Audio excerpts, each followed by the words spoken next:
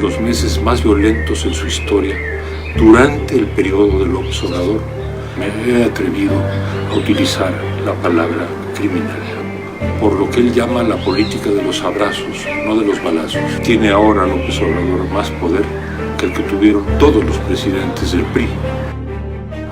En junio de 2006, un mes antes de las elecciones presidenciales de aquel año, escribí un ensayo titulado El Mesías Tropical. Se trataba de levantar una señal de alerta por el peligro inminente que consideraba yo cernirse sobre México en el caso de que Andrés Manuel López Obrador llegara al poder. De un hombre que se identificaba y se identifica aún con la figura de Jesucristo, seriamente lo hace, seriamente lo dice, y cuyo objetivo es entonces no el de mejorar la situación material y social de los mexicanos, sino literalmente salvarlos, redimirlos, purificarlos.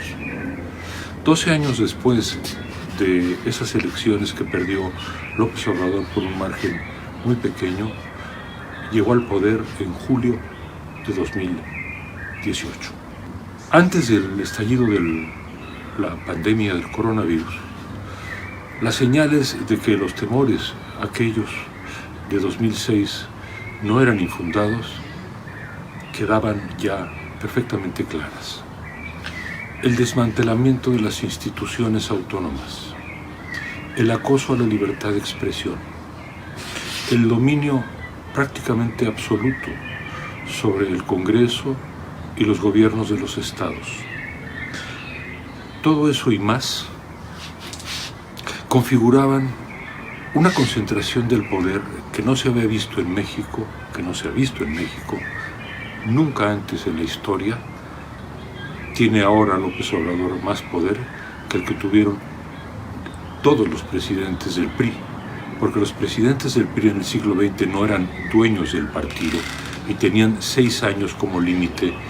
López Obrador sigue teniendo el límite de los 6 años, pero es dueño del partido mayoritario, Morena, y también controla el Congreso.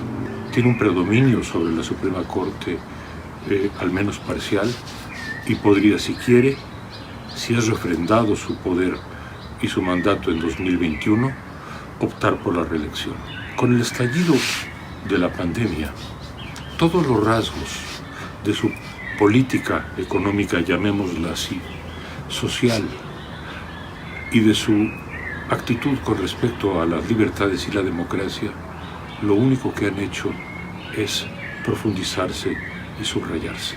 El modo en que ha mal administrado o desadministrado la pandemia, sin exagerar, francamente criminal. Semanas después del estallido, seguía recorriendo los pueblos del país y lanzando a los 4 vientos, a través de los medios de comunicación tradicionales y las redes sociales, mensajes pidiéndole a las personas que se abrazaran, que salieran a la calle, que fueran a restaurantes y que no tomaran en serio la pandemia. En un momento dado, exhibió amuletos mágicos.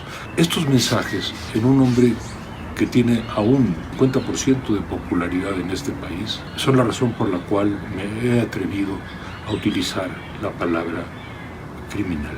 Dejando a un lado la pandemia, la economía mexicana durante el primer año de la gestión de López Obrador no solo no creció al 4% como él había prometido, sino decreció por 0.01 o 0.1%.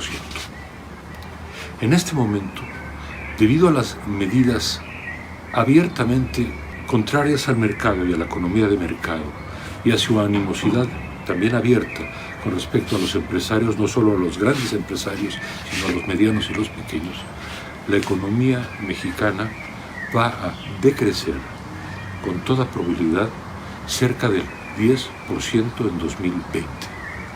Esto no es una cifra mágica, es la cifra que están manejando varios de los bancos y agencias calificadoras. La razón de esto, además de la obstinación en Invertir, llamémoslo así, invertir en realidad es tirar dinero en la construcción de elefantes blancos como un aeropuerto militar inviable, como una refinería en el sureste de México y otros proyectos más. La razón de este decrecimiento no solo se debe a la caída de los precios del petróleo, se debe sobre todo al clima de desconfianza y de acoso a las libertades, a todas las libertades, pero también a la libertad económica que ha sido la marca de López Obrador. Aúnen ustedes entonces a la crisis de la pandemia, a la crisis de salud, que en este momento, mientras en este lugar agradable estoy hablando para ustedes, se está llevando la vida de miles de mexicanos. Aúnen ustedes entonces a eso y a la crisis económica que está encima y que va a provocar probablemente millones de pobres nuevos en México, el tema de la violencia.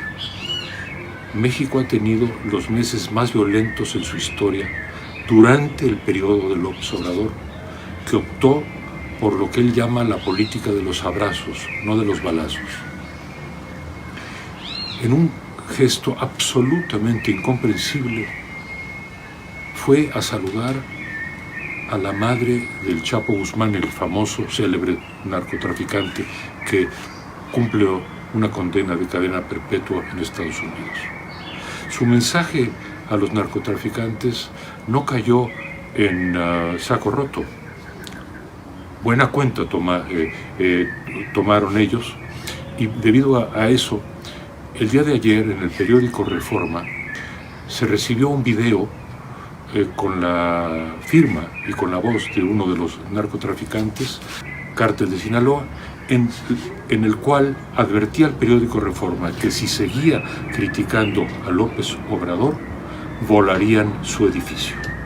Ese México que sufre en este momento, como todo el mundo, pero muy agudamente debido a la impreparación del gobierno y a la ineptitud del gobierno y a la irresponsabilidad del gobierno, los estragos del coronavirus, a ese México que enfrentará una caída de su economía como no ha visto nunca en su historia reciente, a ese México que sufre la violencia, sobre todo la violencia contra las mujeres, a ese México no le queda más esperanza que las elecciones del año 2021, en la que se renuevan casi 2 decenas de gubernaturas, y la Cámara de Representantes, la Cámara de Diputados. Si la sociedad civil, tan golpeada y tan acosada, se organiza, si las voces independientes que hemos sido calumniados, difamados por el gobierno, nos mantenemos firmes, si todo esto canaliza en un esfuerzo cívico sin precedente, creo que podremos recobrar la Cámara de Diputados y las gubernaturas necesarias para que la segunda parte, los segundos 6 años del sexenio de López Obrador, deje de tener el control absoluto. La reconstrucción en México, queridos amigos de la Fundación Internacional para la Libertad, la reconstrucción en México va a llevar muchos años, va a llevar una generación, también en el mundo, pero en México de manera muy aguda, porque la destrucción política, económica e institucional de este país ha sido severa y, a mi juicio, deliberada. Necesitaremos mucho su ayuda.